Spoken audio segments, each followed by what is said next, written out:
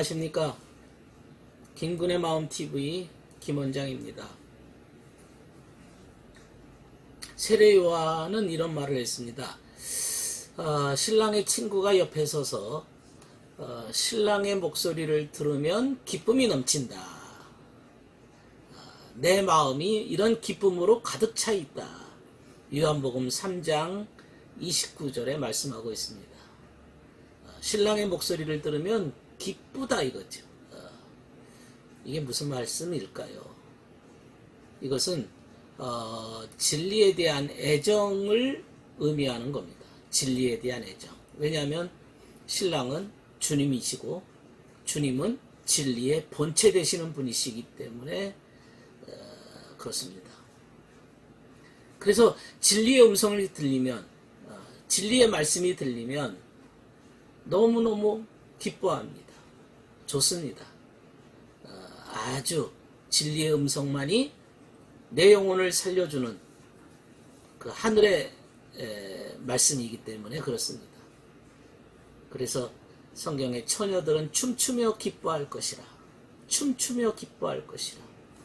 여기서 이 처녀라고 하는 것은 진리에 대한 애착을 갖고 있는 자들, 진리를 사모하는 자들, 항상 진리의 음성을 듣기를 원하는 자들은 그런 애착으로 인해서 춤추며 기뻐한다.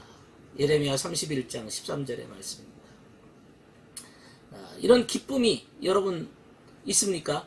우리의 삶 속에 진리를 듣기만 들어도 너무 기쁨이 넘치고 좋습니다. 진리에 대한 애정이 있기 때문에 가능합니다. 진리의 애정이 없는 자들은 진리의 음성이 오히려 시끄러운 소음에 불과할 것입니다. 아무리 진리의 말씀을 전해도 그들에게는 시끄러운 소리에 불과합니다. 더 짜증나겠죠. 여기서 세례 요한이 신랑의 친구는 신랑의 음성을 들을 때 기쁨이 넘친다. 신랑의 친구. 세례 요한은 본인을 얘기하고 있습니다.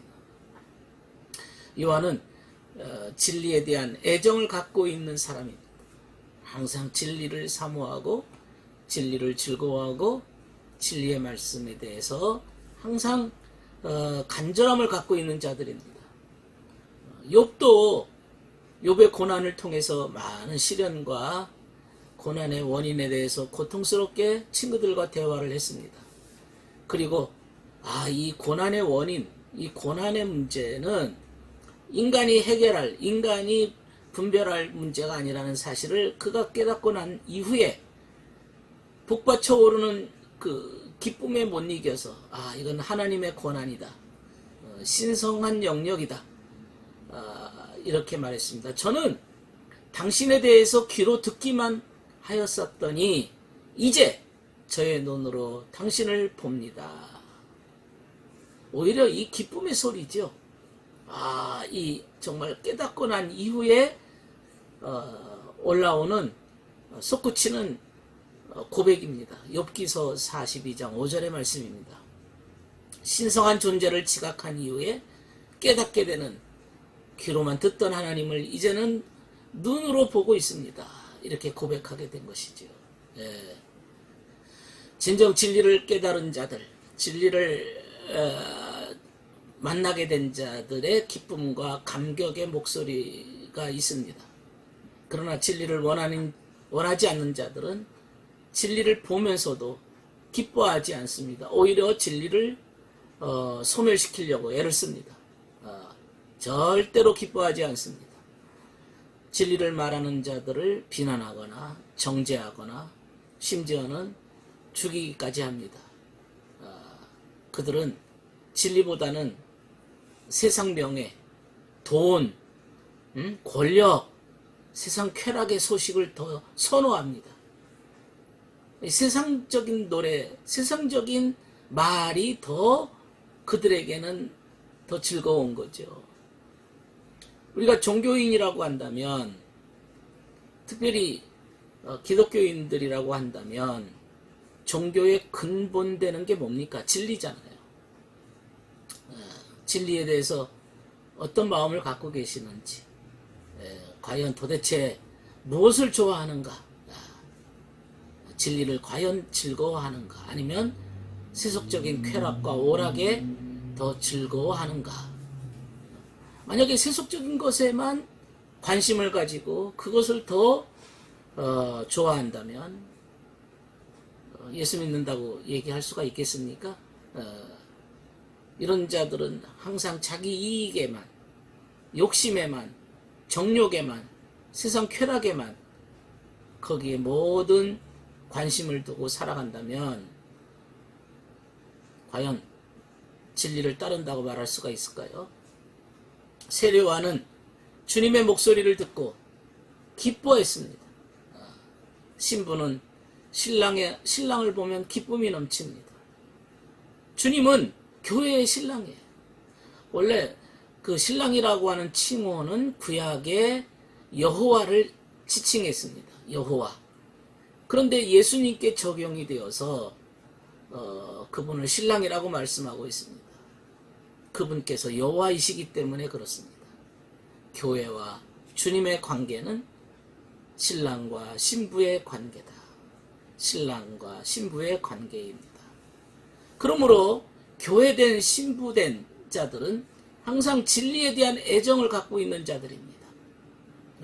주님의 진리에 대한 애정을 가지고, 그래서 주님께서 베드로에게 물어보시는 거죠. 네가 나를 사랑하느냐?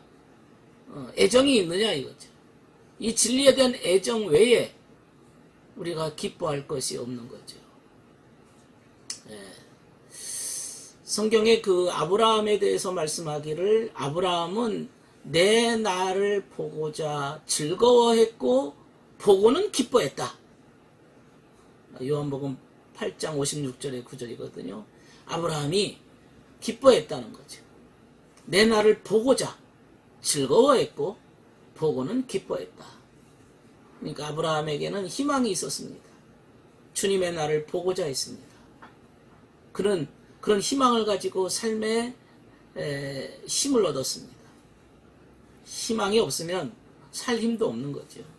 아브라함 믿음의 조상이지 않습니까? 믿음으로 살다가 약속을 얻지 못했지만 그러나 희망을 가지고 살아가는 자의 예표입니다. 보고자 했다. 그 즐거운 날을 보고자 했습니다. 그는 나그네에 불과했고 하지만은 그러나 그 삶의 여정 중에서 믿음을 가지고 주님의 사랑을 향해 나아갔던 자들입니다.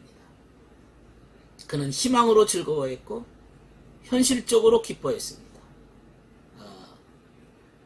주님께서도 기쁨에 대해서 말씀하시기를 제자들에게 만일 너희가 나를 사랑한다면 내가 아버지께로 가는 것을 기뻐했을 것이라. 요한복음 14장 28절입니다. 아버지께로 간다. 아버지께로 간다니까 제자들은 슬픔에 빠졌거든요. 이제 주님을 못 볼 거라고 생각을 하는 거죠. 그런데 주님께서는 내가 아버지께로 가는 것을 기뻐했을 것이라. 왜 기뻐했을 것이라고 말씀하셨을까요? 그것은 구원 때문입니다. 구원. 주님께서 아버지께로 가면 아버지와 하나 되시고 영화롭게 되시면서 아버지와 하나 된다고 하는 것은 이제 예수님의 인성이 신성화되어지고 영화롭게 되어지는 겁니다. 그래서 주님을 진정 사랑한다라고 한다면은 이런 사실로 인해서 주님께서 이제 신성을 입으신다고 하는 이런 사실로 인해서 기뻐할 것이라. 진리에 대한 애정을 가진 자들은 이런 기쁨이 있습니다. 이런 기쁨이 있습니다. 완전한 사랑에는 두려움이 없어요. 오늘 이 기쁨에 대해서 말씀을 드렸습니다. 진리에 대한 애정, 진리에 대한 간절한 마음이 우리가 진리를 들었을 때 기쁨이 넘치고 주님을 사랑하는 마음이 나의 삶을 기쁨으로 가득 차도록 이끌어 줄 것입니다. 들어주셔서 감사합니다.